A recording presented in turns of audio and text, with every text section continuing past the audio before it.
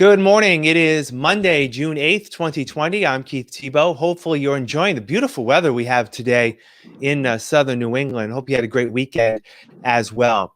Well, Governor Charlie Baker on Saturday unveiled the official plans of the phase 2 of reopening in Massachusetts as it relates to COVID-19. And we've been, for a number of weeks now, been chit-chatting with the members of our One SouthCoast Chamber community. And we're going to continue that today. We bring in Rick Kidder and Michael O'Sullivan, the co-CEOs of the Chamber. Gentlemen, welcome and thank you for joining me again. How are you? Good morning. It's good to see you, Keith. Keith, it's great to see you, and it's a beautiful day. It is a beautiful day. It's something we should definitely get out and enjoy if you have a chance. All right, gentlemen, on Saturday, Governor Baker officially unveiled the beginning of reopening Massachusetts Phase 2. It actually starts today on Monday, June 8th, and there's a lot to it. But I guess I want to get right to two of maybe the bigger items on the docket, and we'll talk about some others as well. One, the expansion of retail opening. People can actually go into stores again, and not just grocery stores, which they've been doing right along, but other stores that have been shuttered, and the opening of restaurants. So, Michael, let me just throw it out to you first, and Rick, you can chime in after Mike. What does this mean for the members of the One SouthCoast Chamber? It's a great day. It's a great day and a great week. It's good to know that the governor has opened up the retail. There's limitations, and you need to be safe, and so you need to be careful with a lot of those things. But the retail businesses are excited to be able to be open. On the restaurant side of it, they're really excited. There's a lot of restaurants were prepping for this. Since the last time the governor had spoken about the reopening, he had said, he mentioned some dates, and there was a possibility it could be June 8th. So some of them went forth with that plan. But the restaurants that are open are extremely happy. Some of them in Fall River are struggling with some of the communication with the city and what's required and what is not, but they'll get through that as well. And I know, Rick, in terms of restaurants, especially again in the Fall River area, there's been some competition with restaurants in Rhode Island being open, right. Originally just for outdoor seating, and now they've expanded to indoor seating. So there's some of that as well, right, Rick?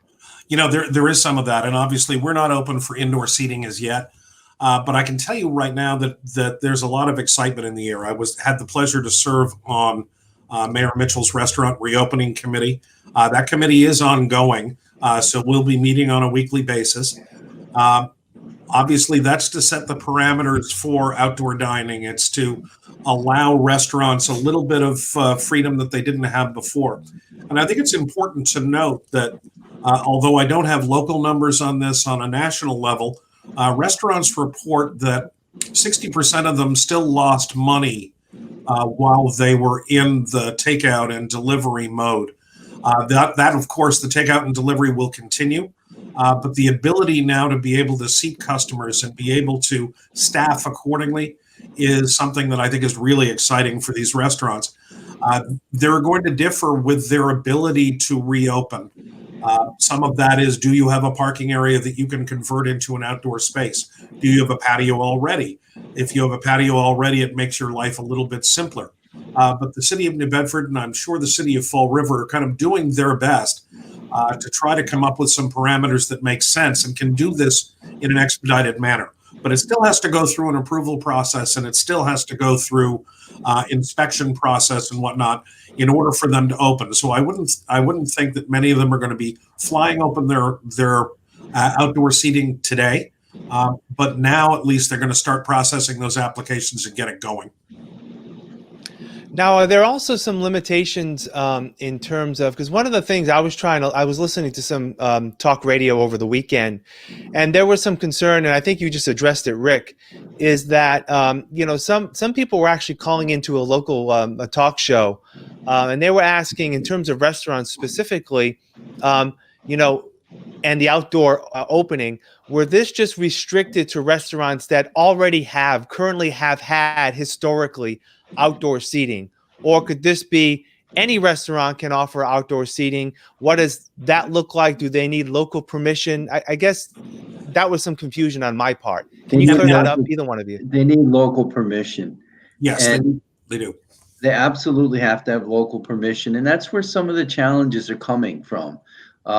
If you if you want to open up outdoors, but you don't really have you don't have the zoning approvals, you don't have the setup to do it, it gets tricky, and it becomes a safety issue too. Concrete barriers in Fall River is a hot topic at the moment. If you want to open if you want to take a piece of your parking lot, if you're fortunate enough to have your own parking lot, right now the word is that you need to put up Jersey barriers. Well, Jersey barriers are very expensive, very inefficient, and what do you do with them when you're finished? When this is all over. But it definitely requires you have to go through all the application process that Rick just mentioned. In addition to that, one of the things that they've done in New Bedford is create a temporary cafe permit. That temporary cafe permit is kind of an expedited process to allow people to actually serve on what is normally considered public right of way. Now, in order to do that, then that's for restaurants that don't have a parking area or don't have a designated patio. Those restaurants are going to have to be on streets that are closed to traffic. So they're trying to create some judicious street closures where there are a number of restaurants in the area to allow them to extend out into the sidewalk and the street area, free from the challenge of oncoming traffic. And it's a delicate one, and not every restaurant is going to fit. So it's going to be interesting to see how it plays out. But we know that there are a number of restaurants that are already filing their permit for cafe permit right now. Gentlemen, I need to ask you a question. I need to ask you first. It's very blunt. One, can you still hear me? Yes, I can, but your video is frozen. Okay. Okay. That's the issue I'm concerned with right now. I guess I'm having some internet issues. So we're just going to keep the conversation going. You still see the three of us, correct? Right. But my video may be frozen? Yes. Okay. So we are going to move forward, because if I disconnect now, we'd have to start over. So I'm just going to keep asking you some questions. People can hear us, hopefully, and they're getting the information. So I may look a little silly right now, but hopefully you can still hear what's happening if you're watching us right now on our Facebook feed and also on our Channel 95 feed. Keith, if I could interject, whenever that has happened to me in the past, it is normally frozen on an image that is infinitely worse than the one you have that we see of you right now. You look very studious. Oh, perfect. When I do it, oh, great. When I do something it, one to look eye forward is closed to, and I'm slack-jawed. Yeah, normally, yeah, or you've got a smirk on your face Exactly. or something that's not very becoming. He always has a smirk well, it on is his what it face. is. Yeah. So, gentlemen, let's move forward.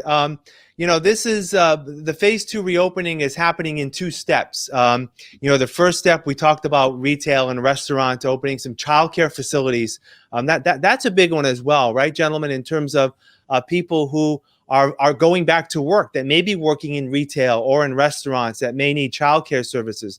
That's a big one as well, right? Childcare is the biggest challenge that most employers have, and it's a concern for employees. Most of the employees are excited to get back to work, but the first question or the first problem that they have is, I don't have childcare. So the fact that childcare is being able to open up is very, very important for every category of business that there is. The challenge on that, of course, is that it's not going to open fully. Right. As we go forward, obviously, the more that's expanded, the easier it's going to be for people to return to work. The other challenge that interestingly enough, we are going through at the moment is that the federal government is still providing the $600 per week stipend to people who are currently unemployed. That can be to some degree a stifling. If you added that and the challenge of childcare together, that can be stifling on an employer being able to recall his or her staff because not only would they have to pay for childcare, but they're losing that $600 per week stipend. So it's one that's a delicate balance, and we know that we're not going to go back to full employment overnight, and it may take us years to get back to full employment. But we also know that a lot of these places that are looking to bring their people back want them back now, and as soon as they can get them, the better. And we hope that the childcare issue becomes one that is ever expanding. Right. And also another sector, if you will, that will be allowed to reopen is going to be some, and it's more recreational, but it also builds upon, everything we've been dealing with as we've been shuttered and been, had these stay-at-home orders, is youth and adult amateur sports will be able to open some of our outdoor recreation facilities, on a limited basis. Pro sports teams will be able to resume some of their practices. And, so there's a lot going on. Also, warehouses and distribution centers. And gentlemen, that may also be another sector that, may be ready to reopen. Just the matter of moving and transporting goods and services to be able to be reopened in a more, general way is a big help as well, right? That's a tremendous help. Of course, distribution with us in particular, with the Amazon distribution center in Fall River is big. But everything you just said there, Keith, it's incredibly important for us to be able to just continue to move forward and get people back to work and get the economy rolling again. And of course, with all the safety measures intact, we need to keep our fish processing plants going. We need to move that product. If we can't move that product and we can't get our distribution network back up and running as quickly as possible, we're going to continue to see economic challenges that come from that. So it's important that all of these pieces be phased in and be phased in as rapidly as is safe to do so. I think the governor has done an exceptional job at navigating what is an extraordinarily complex set of variables. And we're now in a position where our numbers are looking good. Our COVID cases are dropping. Thank goodness our deaths are dropping. So we're starting to see signs, and the program we started at the Chamber is called Signs of Life. We're starting to see signs of life of the economy coming back, and that's crucial for us. Yeah, absolutely. And of course, we talked about how phase 2 is in 2 steps. We've talked a lot about step 1. Yep. Step 2, we touched upon a little bit, allowing restaurants to offer service indoors. Mm-hmm.